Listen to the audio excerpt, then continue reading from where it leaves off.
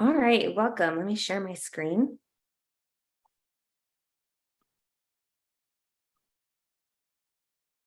Welcome to Creating Stories That Stick. I'm going to turn the reins over to Lianna in just a few minutes. But I know that we have a lot of people here today that aren't familiar with the NNA. So the NNA is navigating the new Arctic Community Office. And we're an NSF-funded effort that seeks to address the challenges of a changing Arctic through co-production of knowledge. We hope to empower new research partnerships and support a diverse set of the next generation of researchers. And we also hope to enhance efforts in informal and formal outreach and education. Our office is distributed across 3 campuses: the University of Alaska Fairbanks, the Alaska Pacific University in Anchorage, Alaska, and the University of Colorado Boulder in Boulder, Colorado. And our team is actually spread out even further than that. So I am currently located in Geneva, Illinois, which is the ancestral and traditional homelands of the prairie band Potawatomi people. They recently have introduced a bill in the Illinois legislation to reclaim and manage lands in DeKalb and Kane counties. And I know that we are all flung really far apart, but if you happen to also be in Illinois, I know that prairie band Potawatomi could really use your political support in getting that bill passed. I would encourage you to go to Native Land, the Native Land website, to learn more about the original people where you are. And then with that, I want to introduce Lianna Nixon, who I have the pleasure of working with at the Series Education and Outreach Office. Lianna is an amazing photographer and filmmaker, and I'm going to turn it over to her today. I'm going to stop sharing so she can share. Awesome. Thank you.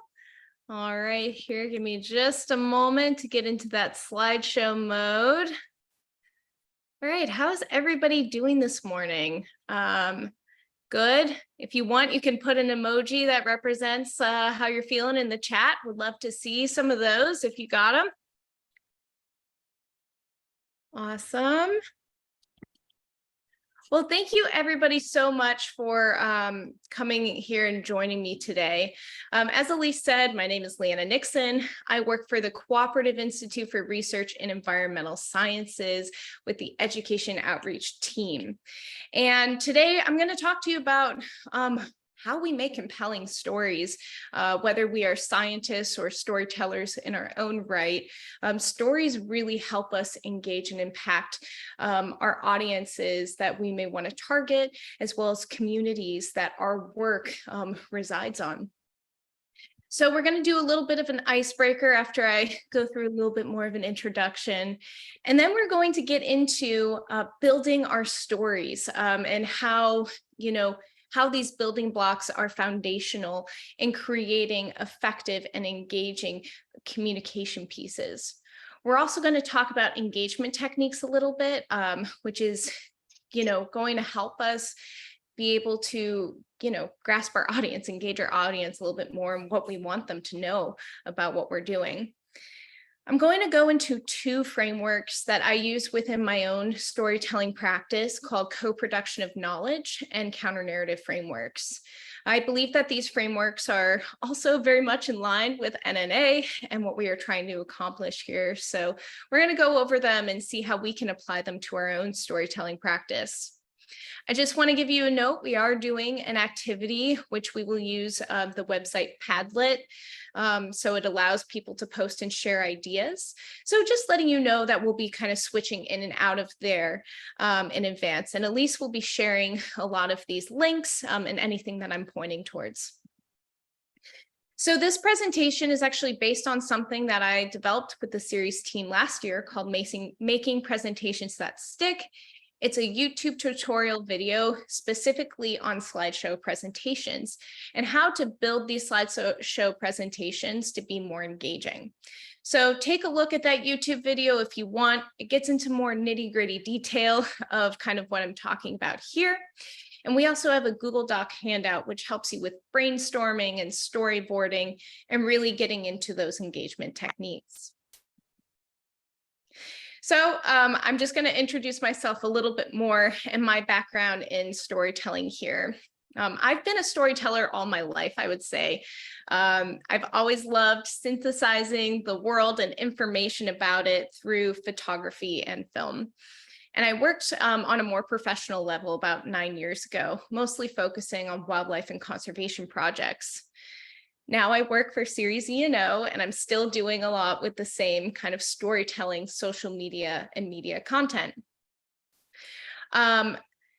My work right now focuses in the stories that I help tell on the intersections between people and planet through art, science narratives, and conservation narratives. So putting together stunning visuals to communicate conservation and science and counter narrative frameworks.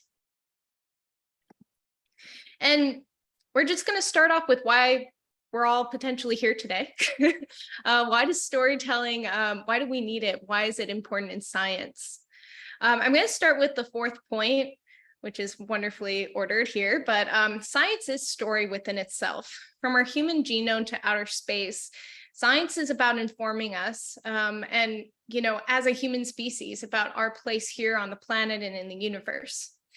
And science in itself is a storyline as well. And when we can think about it that way, it actually helps us kind of shift our perspectives and perhaps how we communicate it. Storytelling is also incredibly impactful when it comes to talking about science. We can inspire the next generation and inspire community members. We can educate others who may not be familiar with certain topics that we're interested in sharing. We can motivate people. You know, when we talk about stories and science storytelling to undergraduates, for example, you're talking to them at pivotal moments that could, embrace them to go into the STEM field. And then, of course, we can create changes, shifts in perspectives, and that's really important, and story does a really great job in that. Storytelling is also one of our oldest forms of how we, as a human species, have been transferring knowledge. This is how we synthesize and retell information from one generation to the next. So it kind of makes sense that we want to use storytelling as this tactic because it helps us continue that information from one generation to another. Stories are also more engaging. Kind of the same thing about this oldest form of communication, but it can help us tackle really complex and abstract notions. And it allows us to approach some of these concepts more openly. There's a lot of political polarization around science, especially climate science. So using storytelling can sometimes break down these barriers and allow people to come in with questions rather than opinions or opposition. And then finally, storytelling is really powerful in community work. Collaborative storytelling, being able to understand that our story, our one aspect, our perspective and lens in life is just one piece of this much bigger puzzle and how we understand the world around us.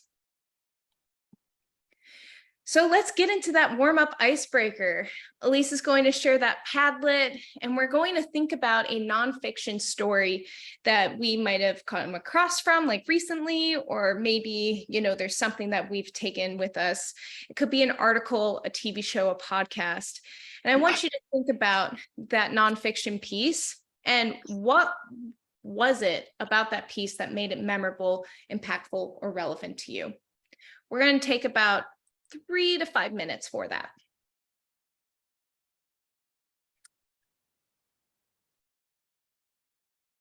And so when Elise does share that with you, this is what it's going to look like, the creating stories that stick. Here's your prompt here that says reflect on a scientific film, talk, podcast, magazine article, and that question. All you do is press this plus button here, and then you can add a post. I added this one yesterday as a test. NPR's overview effect is really cool. And we can export this, by the way, as a PDF. So if you are interested in learning more about some of these other pieces, don't worry, you'll have them and you don't have to write them down.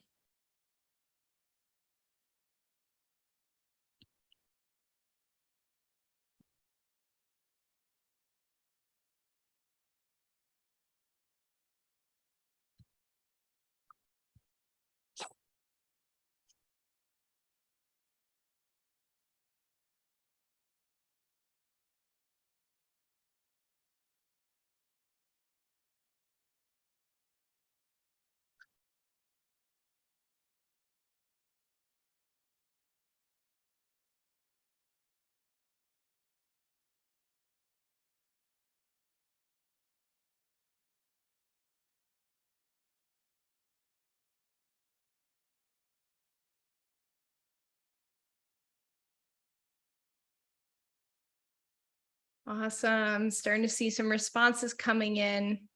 These are all great.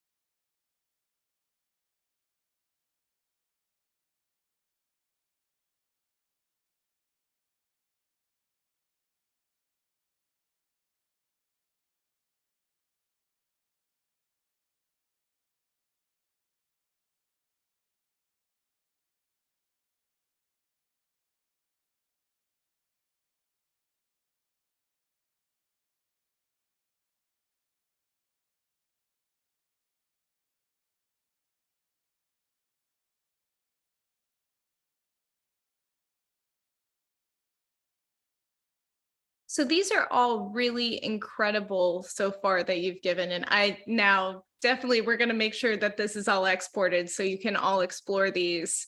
This is great. We're coming up to our 4-minute mark here, and please keep populating this as you think of more or whatever you would like to do. And take a minute here to just look at what's up here so far. If you see one that you like, there's also a thumbs up button. All right, I just liked one.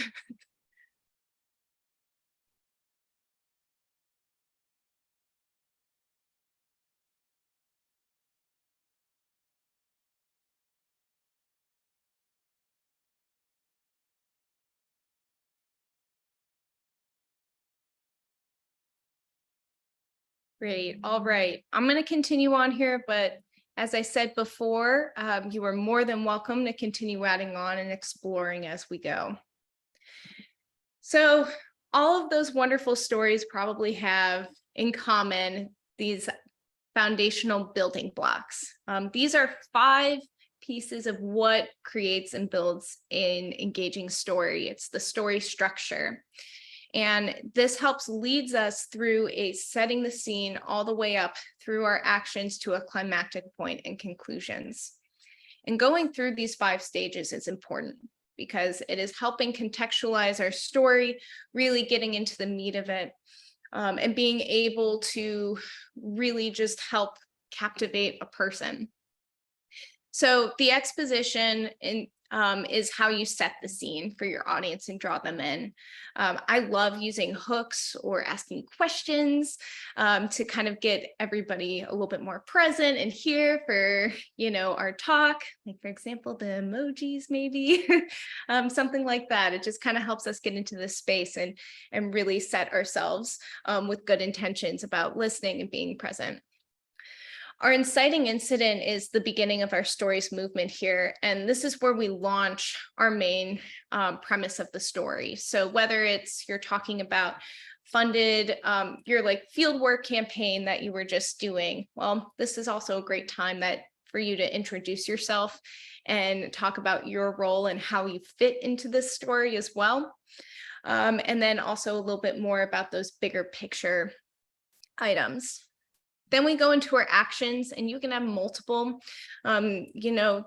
Typically a story has about 3 actions, 5 at most. That's kind of like this averaging.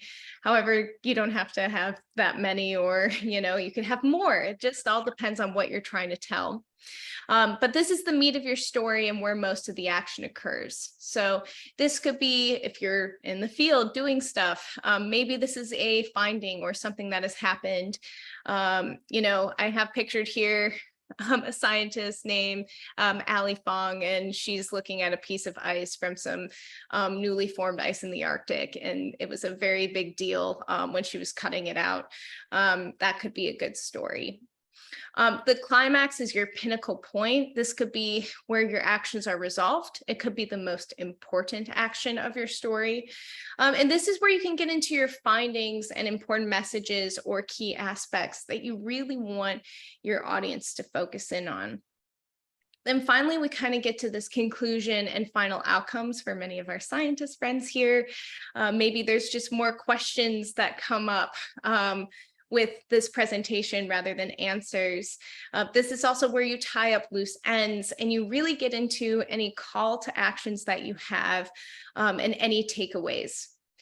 So when I talk about this conclusion piece too, I like to note that if somebody were to come in completely late to your talk and have no idea what's happening, within that last little bit of your story should be something that they could take away with and understand the whole premise of your story.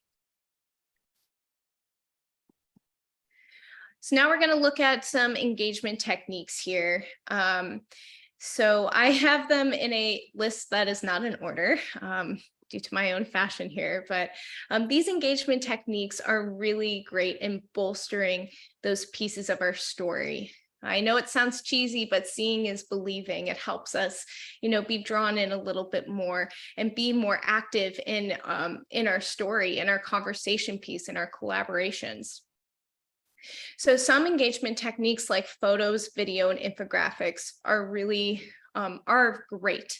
They're a great way of showing a place, of contextualizing what you're doing, the instruments that you might be using, anything else that's relevant to your story. Those are great pieces that immediately draw the person in and understand what you're talking about. When you have more difficult concepts that you're trying to break down, things like analogies and universal themes are really powerful in helping people with their own background and set of knowledge be able to use what they have to connect with maybe that more complex topic you're trying to communicate. For example, the albedo effect, that's always a little bit more complicated. And I always talk about it as if you're wearing a white t-shirt on a hot day versus a black t-shirt on, a hot day and feeling that temperature difference. Other things that are active within your talk, so using turn and talk or Padlet like we just used, jam boards, hands-on activities, and trivia are really great ways to shift this from me just saying a lot of things to you and you listening to actually being part of this conversation and this discussion. It allows for people to also feel heard and then more invested in your story. And then finally, things like personal stories and civic or societal meaning are really great for instilling certain points that you want to make. When we hear things from a more personal perspective, or when things are applied to greater meanings, we might actually feel more motivated to answer your call to action or any takeaways you may have. So I'm going to allow us to go into a Zoom breakout here just to talk a little bit about what engagement techniques do we gravitate towards. And I'll put this back up so that you guys have it. Just kidding. I forgot that if you click it, it doesn't like to stay. It doesn't go back. So what engagement techniques do you gravitate toward and why? And how can you accomplish them? I think many of us talk about engagement techniques and why they're great and all these things, but sometimes it's hard to figure out that first step of how to actually get them accessible to us. So for example, you like taking photos, or that's a great engagement technique, but you're not sure if you have the right assets and tools for that. There's at least at the university, renting camera equipment or working with somebody like NNA or series or something like that can help you with those things. So let's go into a Zoom breakout for 5 minutes and talk about these two questions. Okay, I am opening breakout rooms of 3 to 4 people now, and we'll be in there for 5 minutes. Great, thank you.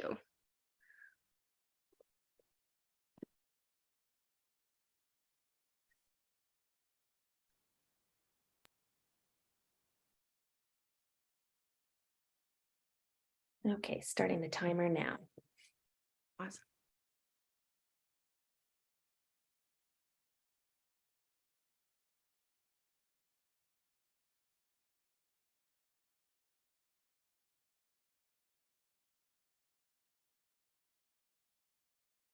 Nice job. Thank you. I think so far so good. Yeah, Okay. All right. I love the activities. Oh, good. Okay, that's good. Yeah. Awesome. Cool. I wonder if I can just like pop in. Am I allowed to pop in and out of groups? Okay. Yeah. Awesome. All right. I'll see you guys in in a bit. Yeah. Elise, do you want me to pause the recording until everyone returns? Oh, yes. Thank you, Jenna. Okay.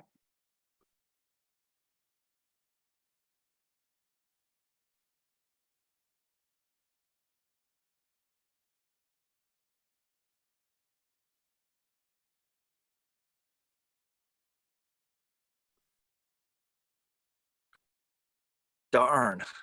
I clicked the button instead of the X and I got myself out of the room too early. Oh, Sorry. I closed them. Sorry if you were mid-sentence. No, I was just interested in what they're saying. No worries.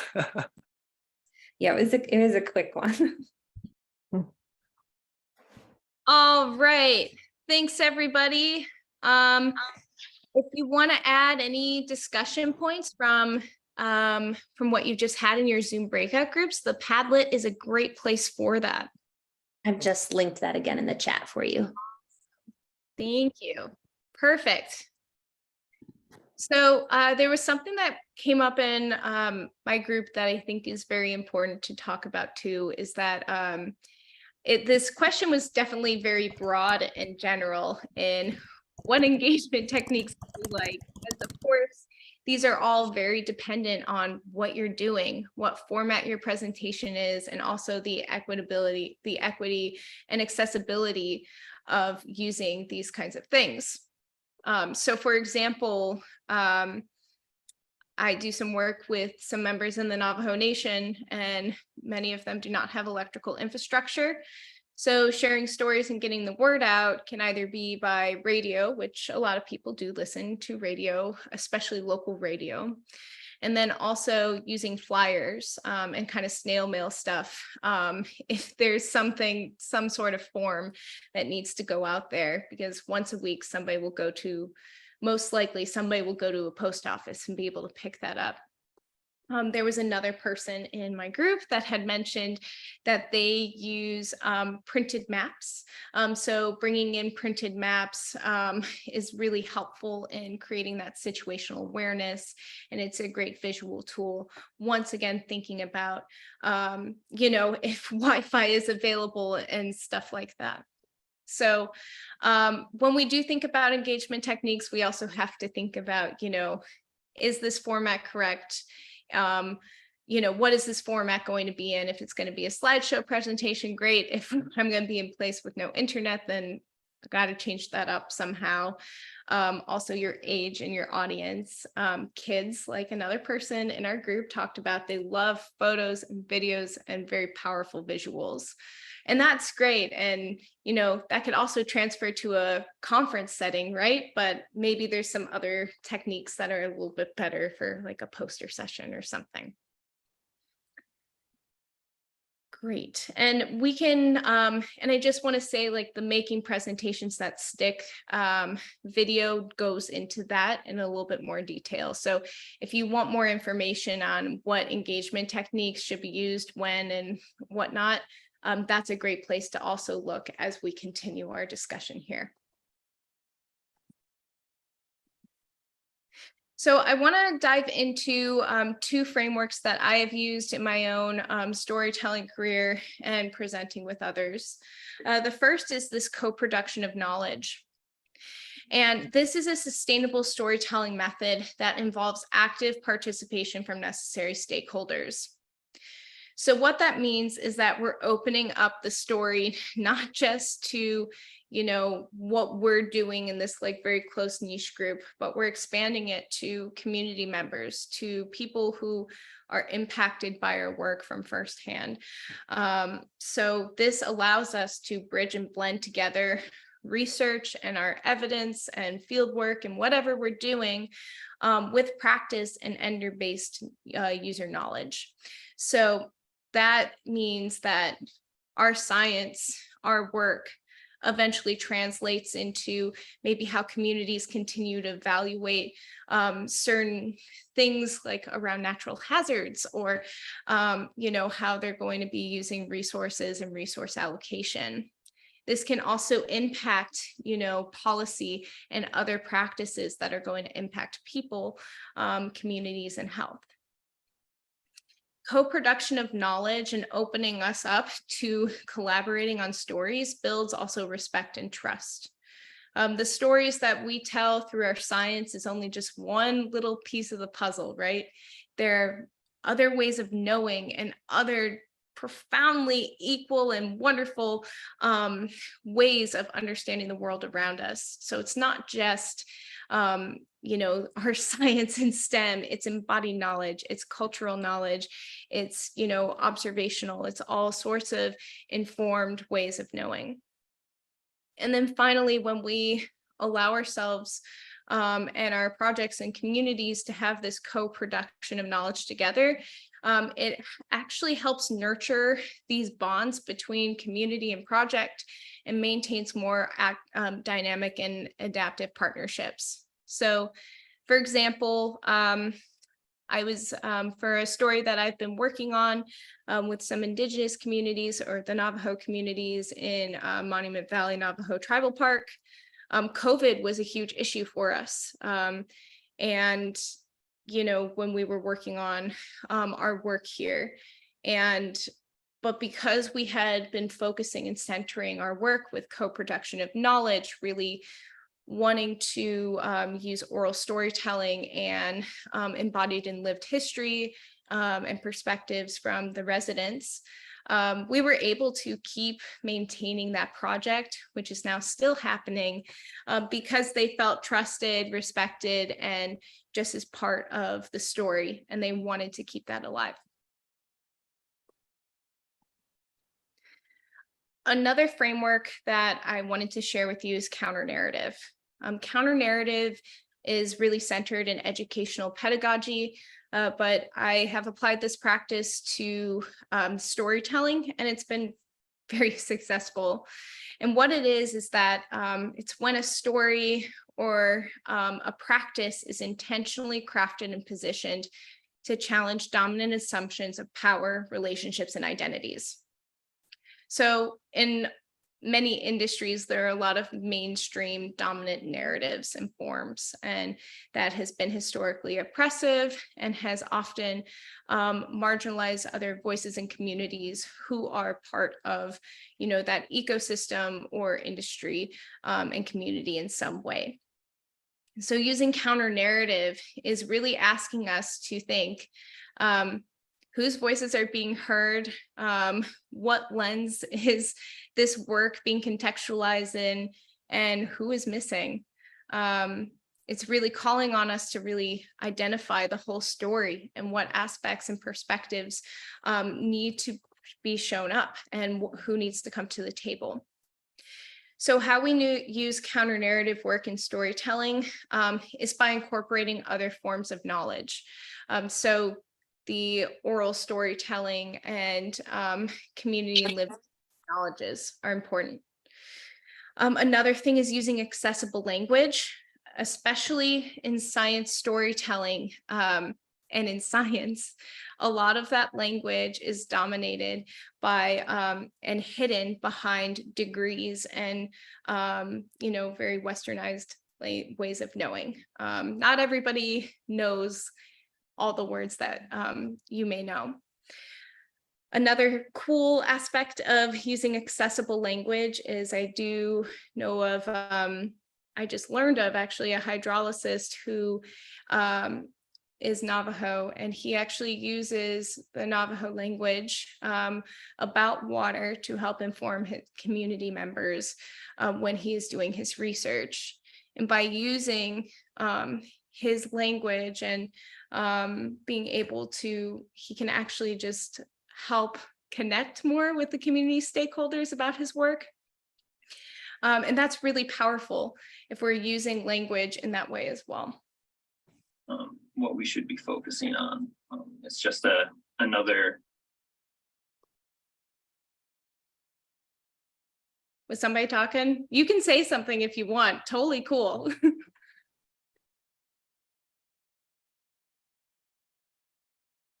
I believe that was an accidental unmute. But I Okay. mean, if that person would like to say anything, they're welcome to. Yeah, for sure. If you want to say anything.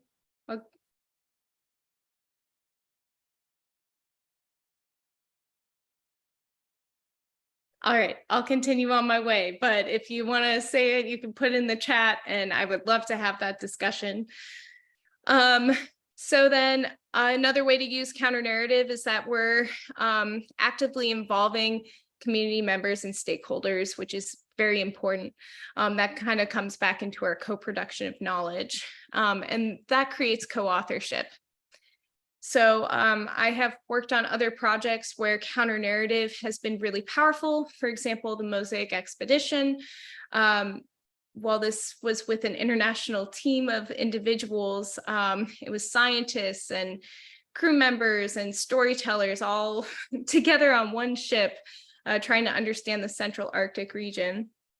And when there was this capacity of bringing up other voices that weren't often heard, a lot of early career scientists were on board. They had a lot more ownership and co-authorship in the work that was happening out there because of the capacity that was created. And I do argue that that is a little bit of counter narrative about raising up their voices. So yeah, as I had said, for counter narrative, just always ask yourself, who is being heard? What lens is your story being told in? And who's not being heard? So thinking about that whole well-rounded story. So I want to share with you an example video from my work with the residents of Monument Valley Navajo Tribal Park. This film that I'm about to show you, it's a short film that is more of the end user knowledge and practice base. I work with this scientist right here named Dr. Tommy Rock, who just completed his postdoctorate, and he studies water contamination.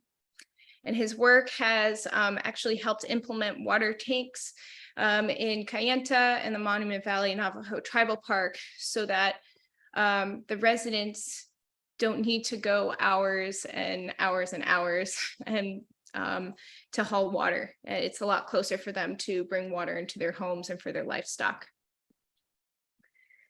So this was, and this project continues to be, a co-production of knowledge.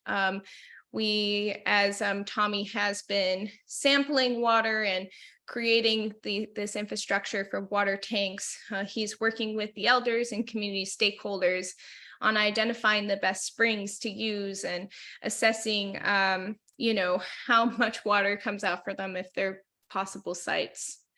It's a counter narrative because there's a lot of indigenous knowledge and storytelling that is involved with this, especially this wonderful lady here. This is Effie Yazzie, and this video has a lot of her voice and her story in it.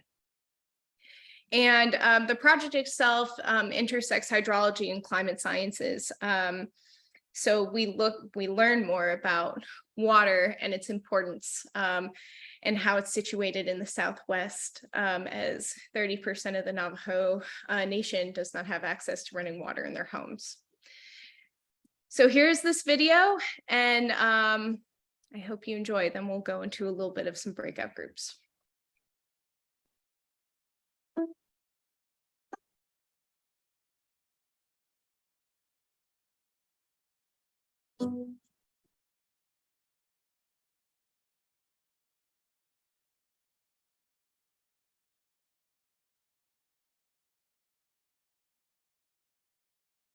I'm not getting any sound. Does anybody else? Goes way back to my ancestors.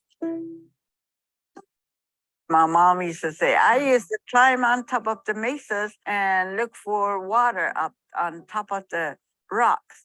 And these are the rocks that has big holes on top, and it look like it's big swimming holes. I noticed that nowadays that a lot of my people will be living closer to a spring, so they will have water to haul it back and for their drinking water. It's about, let me see, about I would say maybe 3.5 miles. With my mom, she's getting old. And so a lot of the things that I worry about now is the water.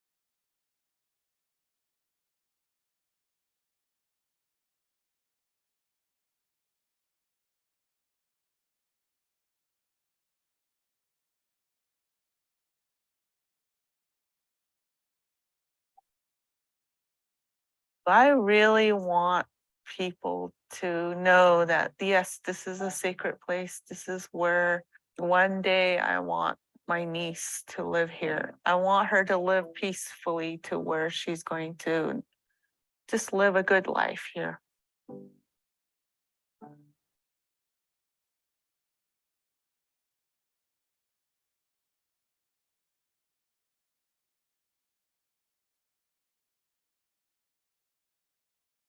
Nope, that was not the right way to do it. So thank you for watching that. So that was a product of, Tommy's work, really focusing on uranium contamination that just kind of blew up into something that is now helping numerous community members, ecosystem and livestock. And this was a lot. It was highly contributed to his openness and collaboration with community members.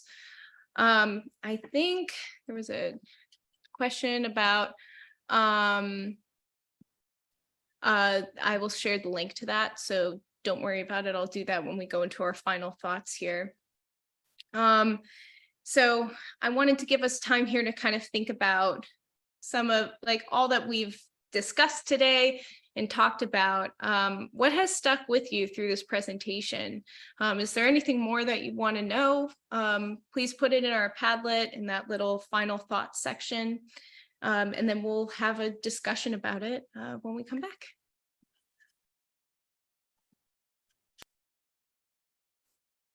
All right, I'm going to reopen breakout rooms for 5 minutes. Is that correct, Lianna? Yeah, that's perfect. All right. So really quick breakout rooms with things that stuck with you. Opening now.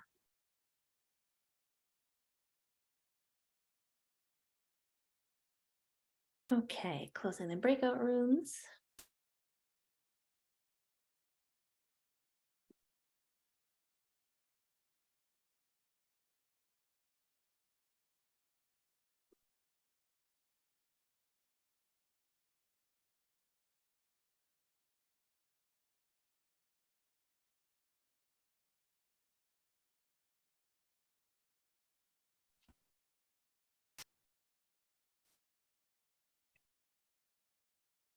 All right.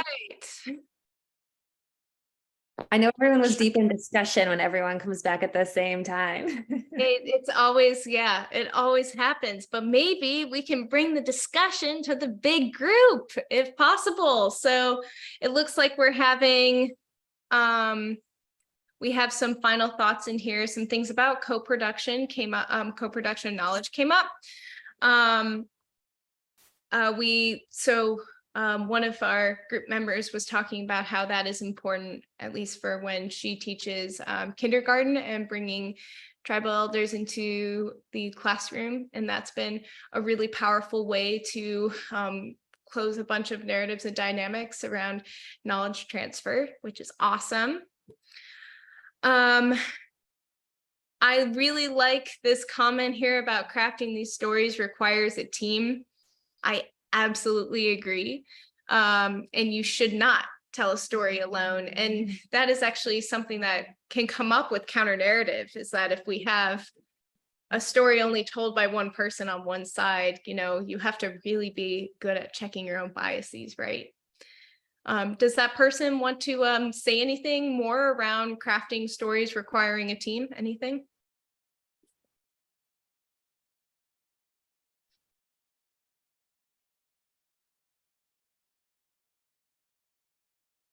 You know, that was from our breakout group, and I think what you said explains it all, right? That it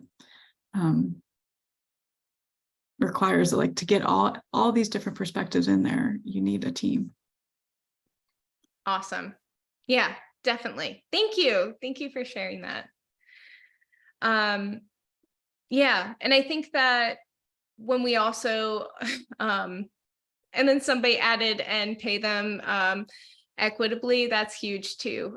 Stories take a lot of work to develop and maintain and move with your project. So paying people for their worth is huge. I'm really curious about this other point here about how co-production of knowledge, talking about that idea and if and how that's possible to do in your work. Does anybody want to tackle that? Perhaps the person that wrote it or somebody in the breakout group that was part of it?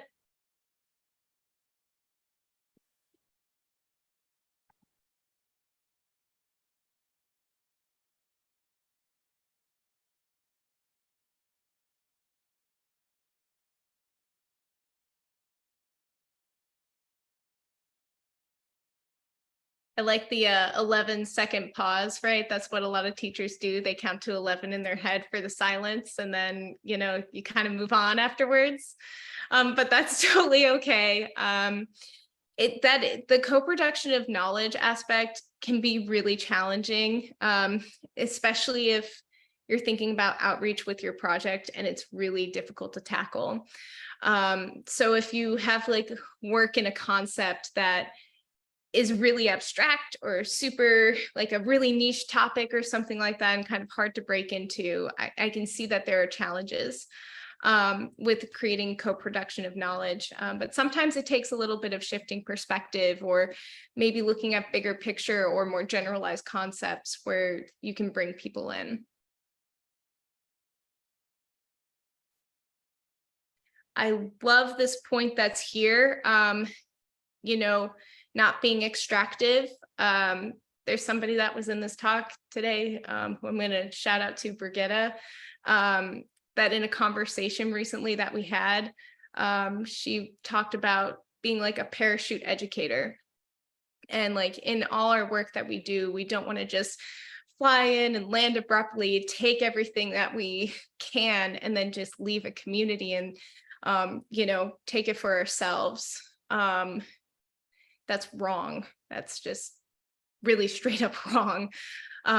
We have to be, when we do stories, when we do this kind of work, it's not just transactional, it's about building these foundations and relationships.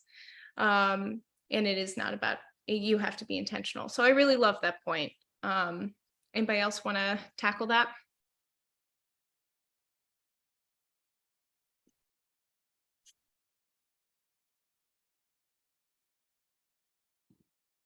I can speak to that. I wrote that.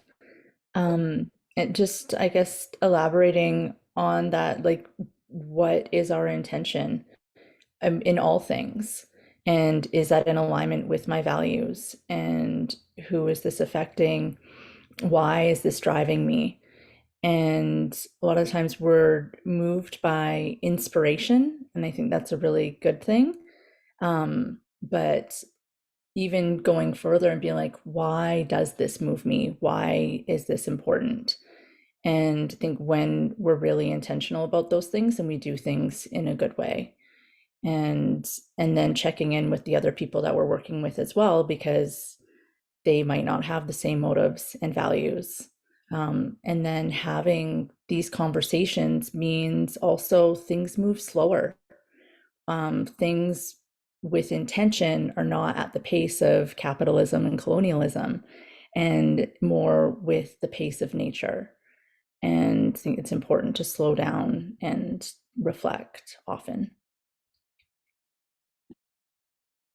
Thank you so much for that, Jessica. And I really appreciate you also saying about taking time for that intentional work. And I think that is a challenge, especially when you are grappling against capitalist and colonial timelines. I think that a lot of science is still not there yet. And it's really cool to, and really important to acknowledge that it's us that have to really be intentional about that and taking that time. Awesome.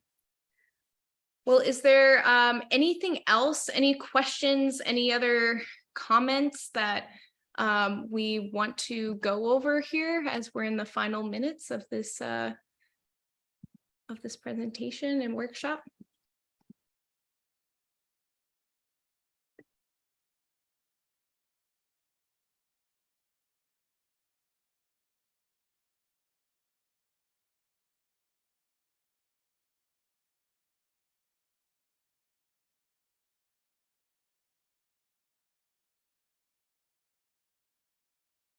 All right, I counted to 11 in my head. So I think if you guys have any questions for me or for Elise or for any of us at Navigating New Arctic or Series in Education, please feel free to reach out anytime.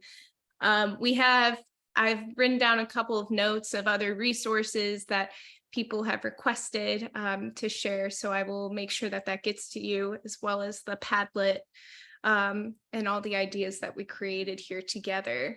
So thank you everybody so much. And Elise, I'm going to move this slide here so that we can talk about your upcoming events, or do you want to share your screen? Yeah, can you continue to share? Yeah. I've got a couple QR codes here if you have your phone handy. This is a link to our science storytelling series. We're running one workshop roughly every month or two. Our next one will be in September, and we'll have Dr. Katie Spellman talking about how to facilitate community stories as part of your storytelling. Lianna, can you go to the next slide for me? I can. Thank you so much. And then we would love your feedback on today's workshop. If you could fill out our brief couple questions survey. It's available at that QR code, and the link is in the chat. And then finally, one last link coming your way. This is the YouTube link to Lianna's movie trailer that she shared. I know there were some audio issues with the music on that. We got the gist of the story. We heard all the voices, and just the music was being filtered out. So there's the link to that, and we'll send a follow-up email. I think Lianna and I can stick around for a few minutes if anyone has anything they want to ask in a more personal setting, but thank you for joining us today. Thank you, everybody. All right, I'm going to stop my share here. Yeah, I'm going to stop recording. Thanks,